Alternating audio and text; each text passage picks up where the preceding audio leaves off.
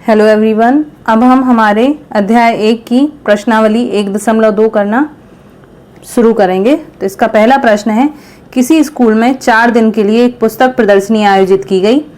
पहले, दूसरे, तीसरे और अंतिम दिन खिड़की पर क्रमशः 1094, 1812, 2050 और 2751 टिकट बेचे गए। इन 4 दिनों में बेचे गए टिकटों की कुल संख्या ज्ञात कीजिए।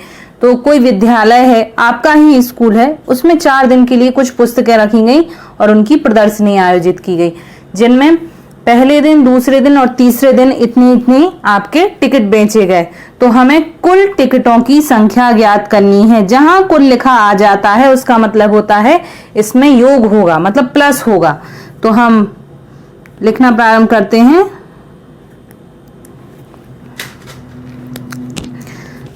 पहले दिन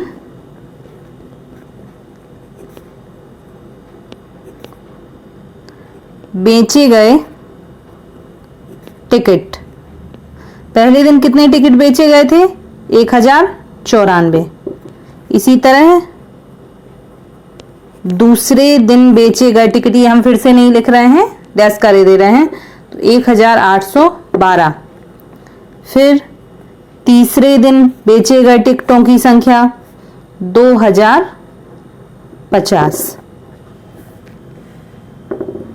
और अंतिम दिन बेचे गए टिकटों की संख्या 2751। हमें एक बात का विशेष रूप से ख्याल रखना है कि ये संख्याएं एक से क्रम में आए, जैसे इकाई के नीचे इकाई का अंक, दहाई के नीचे दहाई का अंक, सैकड़ा का सैकड़ा के नीचे और हजार का हजार के नीचे, ताकि फिर हमें इसे जोड़ने में समस्या ना हो। इसमें दिया है कुल, अर्थात हमें इसका योग करना है। हम यहाँ प्लस का चिन्ह लगा लेते हैं, जोड़ना प्रारंभ करते हैं। 4 और 2 6, 6 और 1 7, 9 और 1 10, 10 और 5 15, 15 और 5 20, 20 का शून्य हाथ से लाई 2, 8 और 7 15, 15 और 2 17, 17 की 7 हाथ से लाई 1, 1 2 3 4 5 6 7, मतलब 7707। ये इन 4 दिन में कुल बेचे गए टिकटों की संख्या है। तो हम नीचे लिख देंगे कुल टिकटों की संख्या 7707। यही हमारा उत्तर है। दूसरा प्रश्न है, शेखर एक प्रसिद्ध क्रिकेट खिलाड़ी है। वह टेस्ट मैचों में अब तक 6980 रन बना चुका है। वह 10,000 रन पूरे करना चाहता है। उसे कितने और रनों की आवश्यकता है? कितने और, मतलब यहां हमें घटाना करना होगा, माइनस करना होगा। शेखर रन बनाना चाहता है। कितने चाहता है रन बनाना? 10,000। और वह टेस्ट मैचों में अब तक कितने रन बना चुका है? अब तक बनाए रन कितने बनाए हैं उसने? 6980। अब उसे कितने और रनों की आवश्यकता है, हमें ये निकालना है। तो हम इसे यहीं पर माइनस कर देते हैं। तो शून्य का शून्य आ जाएगा, ऊपर शून्य है, नीचे 8 है, माइनस में शून्य में से तो 8 जाता नहीं है। तो हम क्या करेंगे, इसको 10 मान के इससे 1 हम उधार ले लेंगे और ये क्या बना लेंगे हम 10। 10 में से 8 गए, कितने बचे हमारे पास? 2। अब यहां हमने इसे 10 माना था, अब इसको एक वापस करना होगा। इसे हमने 10 माना था और जब हम इसे एक वापस कर देंगे तो यहाँ कितना बचेगा? 9। 9 में से 9 गए, कितना आया हमारे पास? 0। कितना आया? 0। यहाँ से हमने 1 लिया था आप इसको, तो यहाँ पर भी ये 9 बचा। 9 में से 6 गए, कितने बचे? 3। तो अब कुल 3020 रनों की आवश्यकता है। इसी प्रकार आप अपने कॉपी में नोट्स बना सकते हैं, जिस तरह मैंने अपनी कॉपी में बनाए हैं। बिल्कुल इसी तरह आप इसको हैंड रिटन नोट्स बना सकते हैं।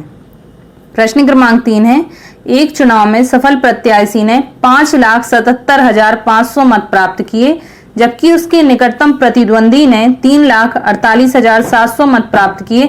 सफल प्रत्याशी ने चुनाव कितने मतों से जीता? तो हम सबसे पहले लिखते हैं सफल प्रत्याशी ने कितने मत प्राप्त किए, तो लिखेंगे सफल प्रत्याशी के मत कितने हैं भाई? सफल प्रत्याशी के मत तो 5,77,500। फिर जबकि उसके निकटतम प्रतिद्वंदी ने 3,48,700 मत प्राप्त किए, तो प्रतिद्वंदी के मत 3,48,700। देखिए पिछले क्वेश्चन में भी मैंने आपको बताया था कि जहां कितने आ जाता है वहां माइनस होता है, घटाना होता है, तो हम इसे यहां से माइनस कर देते हैं। शून्य में से शून्य, शून्य का शून्य। अब यहाँ 5 है, 5 में से 7 जाता नहीं है, इसने 7 से एक उधार लिया तो ये बन गया आपका 15। तो 15 में से 7 गए तो कितने बचे? 8, है ना।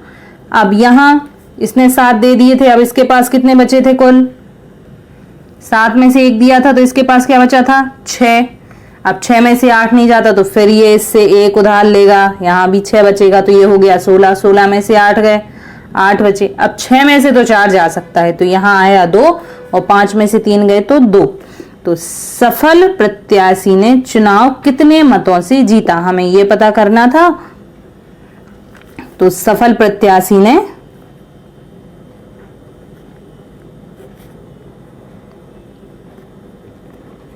प्रत्याशी ने 2,28,800 मतों से जीता।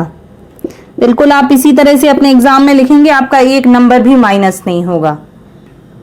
अब हमारा चौथा प्रश्न है, कीर्ति बुक स्टोर ने जून के प्रथम सप्ताह में रुपए 2,85,891 मूल्य की पुस्तकें बेची।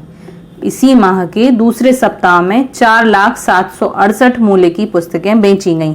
दोनों सप्ताहों में कुल मिलाकर कितनी बिक्री हुई और किस सप्ताह में बिक्री अधिक हुई और कितनी अधिक हुई? देखिए इसमें 2 प्रश्न हैं। पहला तो कीर्ति बुक स्टोर है कोई आपके शहर में, वहां जून के फर्स्ट सप्ताह में, प्रथम वीक में 2,85,891 मूल्य की पुस्तकें बेची गई, तो हम यही लिख लेते हैं पहले नंबर। तो प्रथम सप्ताह में पुस्तकें बेची, कितनी बेची भाई? 2,85,891 मूल्य की, है ना। अब इसके बाद लिखा है इसी माह के दूसरे सप्ताह, मतलब जून में ही दूसरे हफ्ते में 4,07,68 मूल्य की पुस्तकें बेची, तो हम यहां लिख दें नीचे दूसरे सप्ताह में पुस्तकें बेची 4,07,68 मूल्य की। अब हमारा प्रश्न आगे चालू होता है, दोनों सप्ताहों में कुल मिलाकर कितनी बिक्री हुई? लिखा है कुल। कुल का मतलब क्या होता है कि अब यहाँ प्लस होगा, तो हम कर देते हैं प्लस। 8 और 1 9, 9 और 6 15 की 5, हासिल आई 1। 8 और 7 15 और 1 16, 16 की 6, हासिल आई 1। 5 और 1 6, 8 के 8, 4 और 2 6। अब इसमें एक प्रश्न और दिया है कि किस सप्ताह में बिक्री अधिक हुई और कितनी अधिक हुई, तो दिख रहा है दूसरे सप्ताह में सबसे ज्यादा बुक्स बिकी हुई हैं इनकी। हम दूसरे सप्ताह की पुस्तकों में से प्रथम सप्ताह की पुस्तकें अगर घटा देते हैं तो हमारा ये कितना का उत्तर निकल आएगा। तो हम लिखते हैं दूसरे सप्ताह की पुस्तकों का मूल्य कितना था 4,07,68 और प्रथम सप्ताह की पुस्तकों का मूल्य